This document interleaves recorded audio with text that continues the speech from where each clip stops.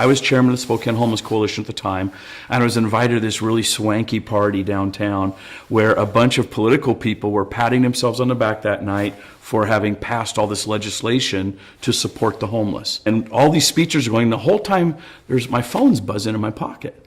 Pick it up, and it's my wife. And it's, Rob, we got to do something right now. There's this young couple. They're around 30 years old. They got 4 little kids, preschooler age. One's 5 years old, and a grandma. They're in a white van in our church parking lot. They had gone to another shelter, and the shelter sent them to our church because we were the ones doing the meals. And I don't know what to do. And I'm thinking to myself, I am in the perfect room. Everybody was talking at that point, and I just did my bold thing. I was, excuse me, can I get everybody's attention? Right now, 3 blocks away, there's a homeless family in a van, 4 little kids and a grandma. They don't know where to go. Can anyone help? Nothing. So I start heading for the door. I said, thanks anyway. I head for the door. I'm thinking, wow, this is just really ironic. Some girl says, oh, here's a hotline number you're supposed to call them. I go over to the church, and it's like, I don't know what to do with it. I'm still new at this. I'm still learning. I call the hotline number.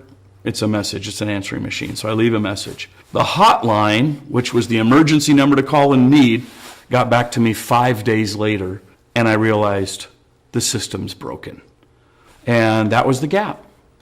And it was like, there needs to be an emergency place for a couple with little kids to go right now, today.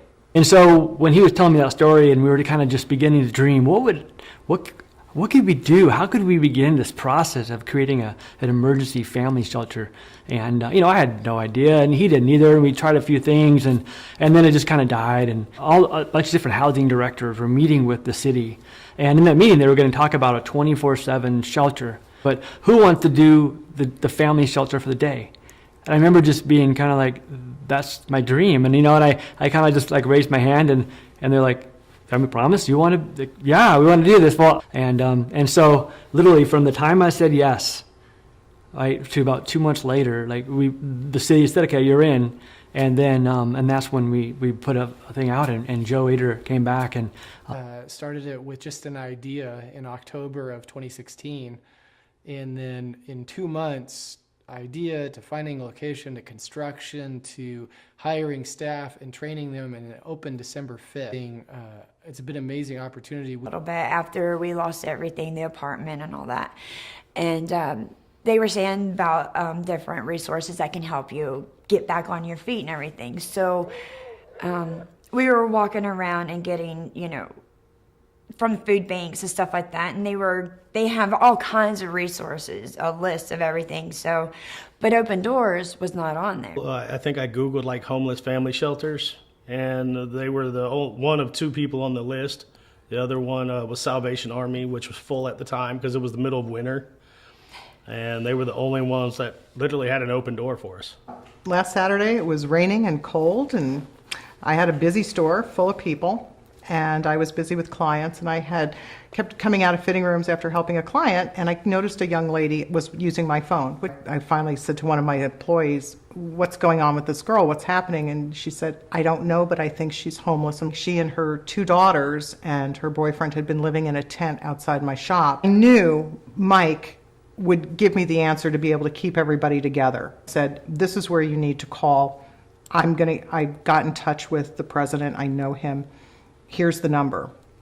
So I went out and I told Nicole, okay, we're going to have a place for you to go, and everybody can stay together, but you've got to go break everything down now. Mm-hmm. And Mike walked in, and I was starting to tell him, trying to give him some background, and it was really hard to keep it in because I felt so relieved, as if it was myself who was homeless, that I knew that we could now go down that football field and take it to the touchdown. I mean, when we took the family to Family Promise, they hadn't eaten for 2 days.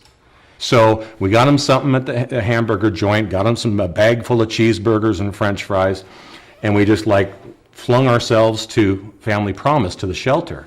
And I went inside with Nicole, the mother. The first person that met us was Brandon. Very welcoming, wonderful. And said, what can we do to help? And I just kind of gave him the story. Took her immediately and myself into an office and explained to her immediately that I used to be here. my family was helped by Family Promise of Spokane, and now I'm a supervisor. There was room at the inn, and when I looked at Nicole and I said, Nicole, there's room at the inn. They're going to be able to take you and your family, are going to be able to be off the streets. And you should have seen her shoulders just kind of melted in her chair because she knew there was a place that they could stay.